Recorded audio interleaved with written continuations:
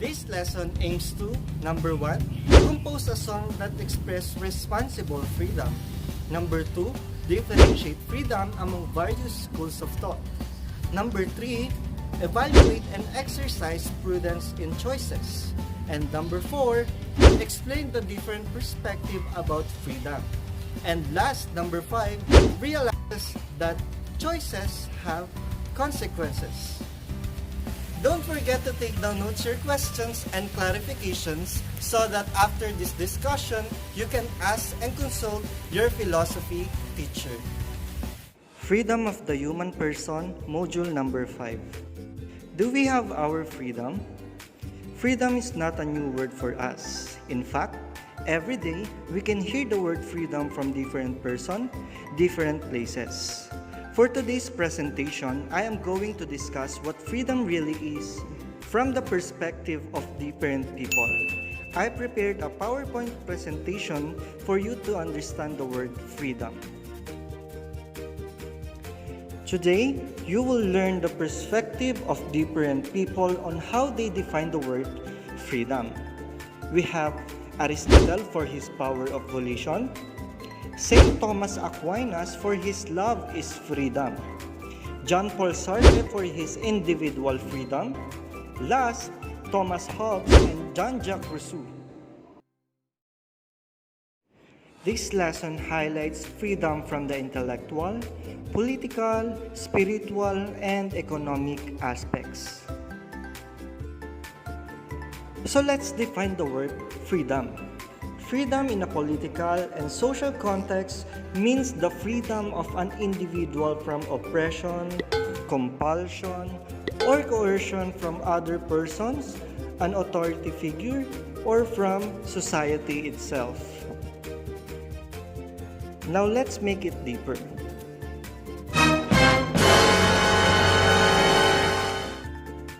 Political freedom consists of two types of liberties.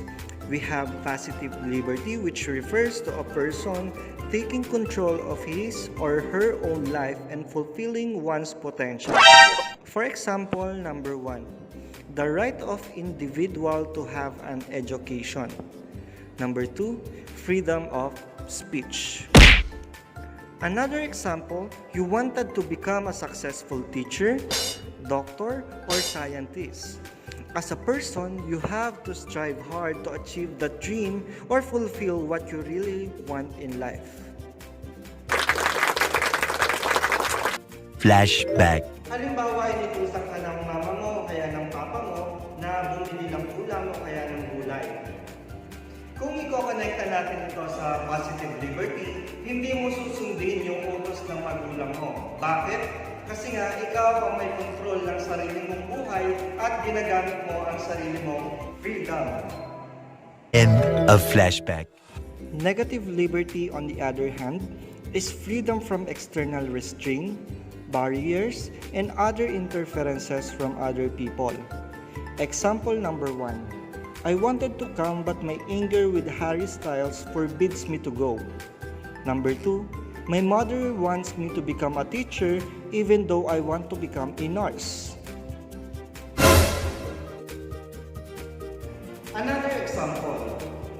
Gagawa kayo ng assignment sa bahay ng klase mo under ng negative liberty, merong lakad lang, merong pipigil, o merong balakid sa mga kagustuhan mo or sa freedom na sinasabi.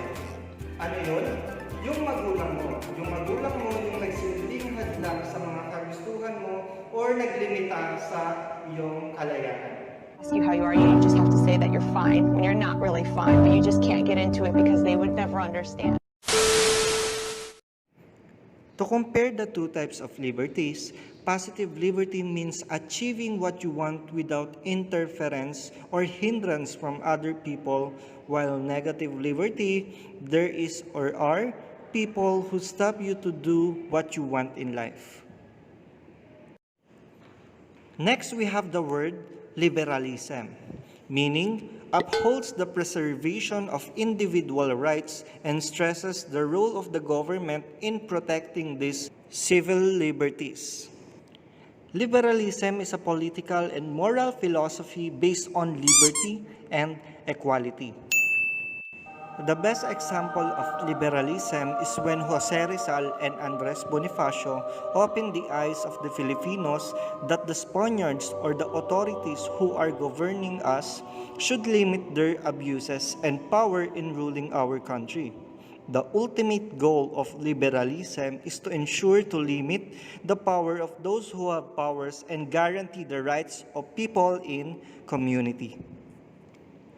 Next, we have libertarianism.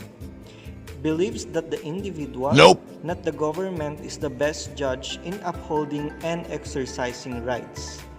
Meaning, everybody should have absolute freedom to live their lives how they see fit, as long as you respect everybody else's right to do the same. This generally means that the most libertarians advocate for minimalist government. Example, wearing your face mask is a violation of freedom since we are free to do whatever we want. Then, you should not wear your face mask because for you, that is right and the government should not intervene. Socialism considers freedom as the freedom to acquire economic resources and the ability to work and act according to one's desire. When we say spare change in our country, it is called namamalimos. As you can see in the picture, a poor guy is asking for some money, and the man wearing sky blue shirt said, "Sure," and get the coins from the man behind him. The concept of socialism is classless society where no one is rich, no one is poor. Everyone is equal to have an access in what they need. It's like if I have two cars and my friend doesn't have a car, I must give my extra car to him to have an equality or to achieve equality. Now let's proceed to natural rights. Natural rights refer to rights which are innate in the person, such as the right to life. These rights are considered universal and inalienable. Example number 1, right to property, and then freedom of speech. Natural rights meaning the rights that we already have after our mother gave birth to us. Inalienable because we cannot transfer these rights, no one can take away these rights, and universal since every single person has their own rights. Next, we have legal rights. Rights that are based on society's customs and laws and are enacted by legislation and enforced by a government. The enjoyment of these rights is based on citizenship. When we say legal rights, these are the rights that are protected by laws. It must be followed by all to maintain peace. Right to live your life free of discrimination. The right to control what happens to your own body and to make decisions by yourself.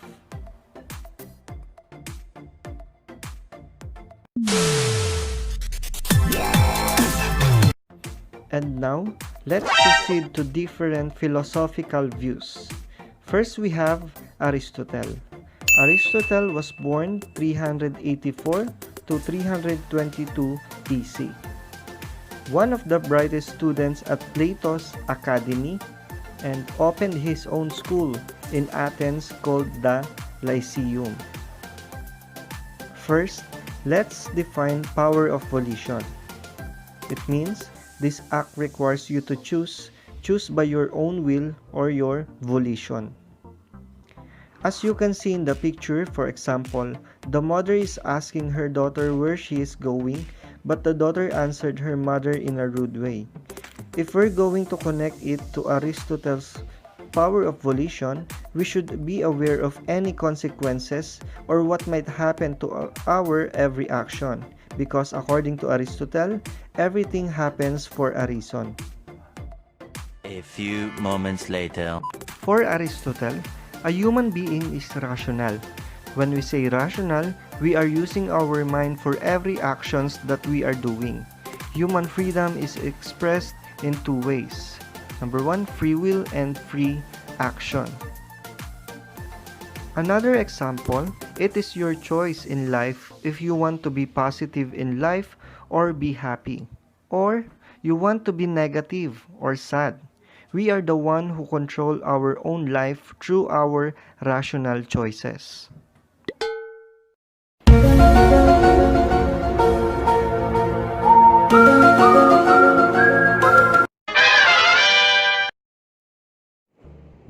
Next, we have St. Thomas Aquinas, for his love is freedom. St. Thomas Aquinas was born in 1225, Aquino, Italy. Used Aristotle's a logical approach to truth and still keep faith with the Bible. And then he wrote the Summa Theologica. For St. Thomas Aquinas, of all creatures of God, human beings have the unique power to change themselves and the things around them for the better. Whether we choose to be good or evil becomes our responsibility. Real freedom is choosing and doing what is right and avoiding wrong deeds. Since God is love, the love is the guiding principle of humanity toward his self-perception and happiness. Jean-Paul Sartre, born in Paris in 1905, one of the most influential philosophers of the 20th century. He is best known as one of the key figures in a philosophical movement known as existentialism. When we say existentialism, it means freedom, choices, individuality. The human person builds the road to the destiny of his or her choosing. He or she is the creator. Sartre emphasizes the importance of free individual choice, regardless of the power of other people to influence and coerce our desires, beliefs, and decisions. So class, if you have a dream in life, don't mind the action of other people. Don't let other people decide what you really want in life.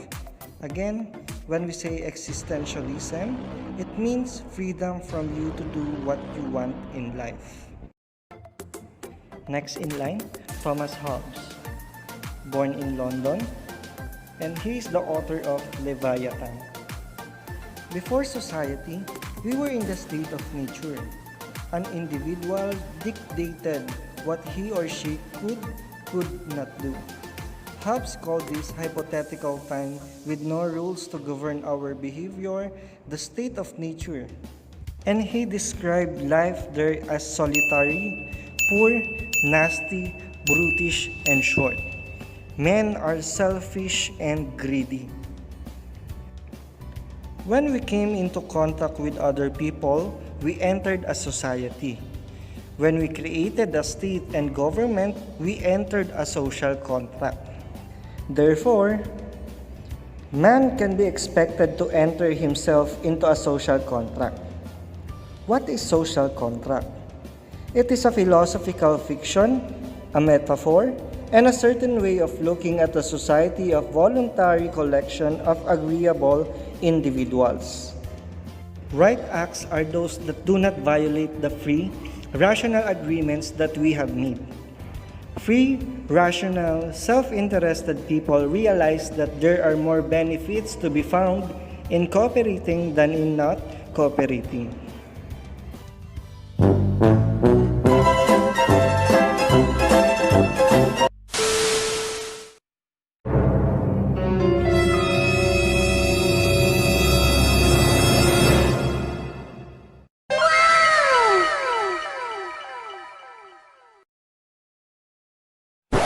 Last we have Jean-Jacques Rousseau.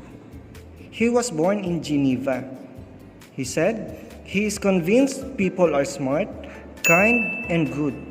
Only society and a few bad people corrupt others. He is the author of Social Contract. Let's look in this organizer. How can we be free and live together? He said that by submitting our individual will to the collective or general will created through agreement with other free and equal persons. All men are made by nature to be equal. Therefore, no one has a natural right to govern others. And therefore, the only justified authority is the authority that is generated out of agreements. Russo believes that a human being is born free and good. Now, he is in chains and has become bad due to the evil influence of society, civilization, learning, and progress.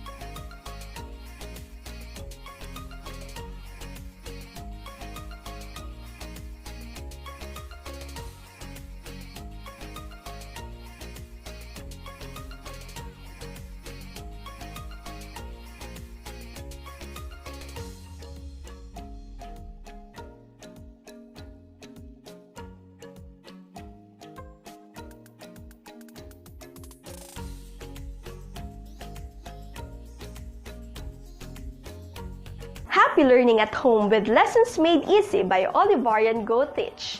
One proud Olivarian.